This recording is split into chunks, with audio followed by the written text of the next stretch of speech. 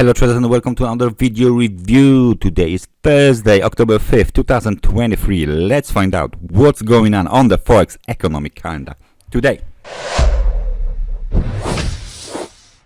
What do we have here? Some data from the Asian session had been released overnight. Not too much important data here. During the London session, we got German trade balance scheduled for release at 8 o'clock and the UK construction PMI scheduled for release at 10:30. Not very good expectations are being projected for the UK construction PMI, as it is as the forecasting number is lower than 50.8, which is the previous reading, and the forecast is 49.9. 11:45, Bank of England MPC member Broadbent will give a speech, and then ECB Lane will give a speech as well. During the New York session, we got trade balance data both from the US and Canada scheduled for release at 2:30, and at the same moment we got the key event of today, initial jobless claims, which means tomorrow we have a NFP payrolls Friday. Anyway, exports and imports are scheduled for release as well at 2:30. Then 30 minutes later we got German BUBA President Nagel to give a speech, and the central bank reserves from Russia are scheduled for release as well at 3 o'clock. IVPMI from the Canada is scheduled for release at 4 o'clock. At the same time we got the ECB de Guindos to give a speech, and 2 hours later we got the FOMC member Daly to give a speech. At the end of the day, 30 minutes after 10, we got the Fed's balance sheet to be released. So what do we have here? Pretty intense day. I think that we should take a look at the US dollar for sure, but we need to take a look at the other pairs today as well. So let's switch to the euro dollar first, and then we will see where we go. For our chart of the euro dollar, why we speak about this chart? The first reason is that we got a bounce from the low. We got a bounce from the lows located roughly around 1.0449, which is the yearly low. That's interesting message. And as you can see, during this bounce to the upside, we have retraced almost 50% of the last wave down. So we almost hit this level. It all depends on the situation with that line. So right now 1.0533 is the 50% of the technical resistance, the technical retracement. The other Fibonacci retracement is at 1.0554, so it's 21 pips higher.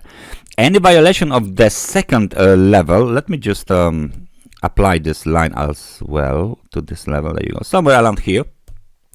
Any breakout above this technical this Fibonacci resistance, Fibonacci retracement might result in a test of the 100 periods moving average at the 4-hour chart, which is located at 1.0601, or even a test of the last swing high, which is located at 1.0618. So it's only like 17 pips higher. All right. Nevertheless, the momentum remains kind of a neutral, hovering around the level of 50. So there is no really great bullish, let's say, movement to the upside. The market is still being controlled by bears. The bears are making this market to move lower and lower, so don't expect this market to spike higher sooner than the NFP payrolls allowed. Okay, so that's tomorrow. Maybe the initial jobless claims today will trigger some kind of a movement to the upside. Nevertheless, right now euro to the dollar is still in the downtrend, and there is no indication of the downtrend termination or reversal. Okay. All right, so US dollar. Now let's take a look at the USDX, the US dollar index. What do we have here? We have a very nice uptrend. This is a 4-hour chart, and you can see straight on how nice is this uptrend. We keep going up, keep going up, keep going up, and recently we just had a regular pullback to the downside. So let's just zoom in to the newest data to see what is going on here. So the last swing high and the yearly high was made at 107.32. The local support was established at 106.48, and the key short-term technical support is located at 105.63, just above the 100 periods moving average located at 105.85. Okay. 82, sorry. Now this is still the uptrend. The momentum is, as you can see, neutral, positive, still is positive, bouncing from the level of 50, going down to the 48, 49 points. Nevertheless, it's hovering around the level of 50, coming off the extremely overbought market conditions on the 4-hour chart. So there is still a chance for this market to continue higher, as long as we trade above the technical support located at 105.64. The outlook for the US dollar index remains bullish, right? Now let's take a look at the yesterday's very, very interesting movement of the crude oil.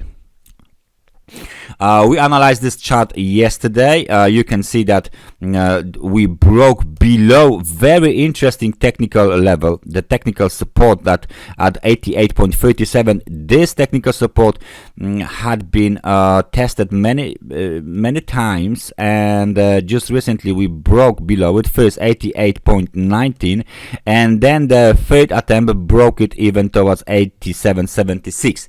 So this, as you can see, this zone here had been tested before. Remember, we planned to have some sort of the let's say ending diagonal pattern possible here, but then there was a breakout to the upside, and then this level was tested, market bounced, tested for the second time, market bounced and make yearly high, and right now it bounced for the third time, but then big breakout to the downside. So the US oil price is coming off the highs. Where is the next support? Let me just find out for you.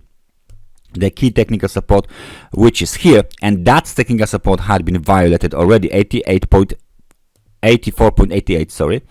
So the low at 84.22 is a little bit insecure. We might bounce from it because we are trading during the extremely oversold market conditions. The next target for the bears on oil is located at 82.46, but due to the extremely oversold market conditions, we might see some sort of the movement to the upside soon on the crude oil and the test of this zone. So let me just grab my arrow and point out the key area for the crude oil these days. Okay, so please pay attention to this horizontal zone.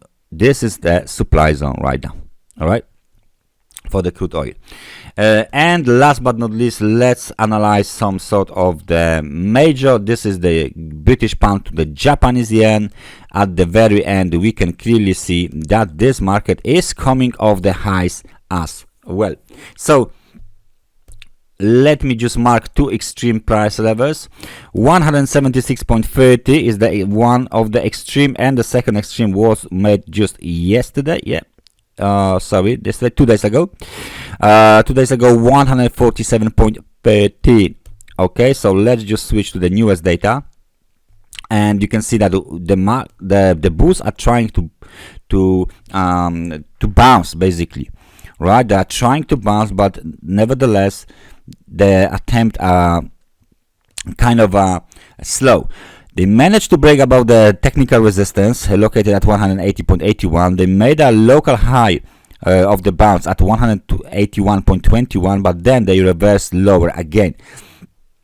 Please notice the 50 periods moving average on a 4-hour chart had been roughly around this level, and we are still trading below the 100 periods moving average, right now located at 182.03. The next swing high and the level that needs to be violated is 183. So as long as we trade below this local high, the outlook remains bearish. Of course, this bounce here was made only because we bounced from the extremely oversold market conditions. Okay, so right now we hit the level of 50, and now we are still below the level of 50, so the momentum is negative, which is why the outlook for the British pound versus the Japanese yen remains bearish. That's everything from me for today. Thank you very much for watching this analysis, and I hope I see you guys next time. So take care and bye bye.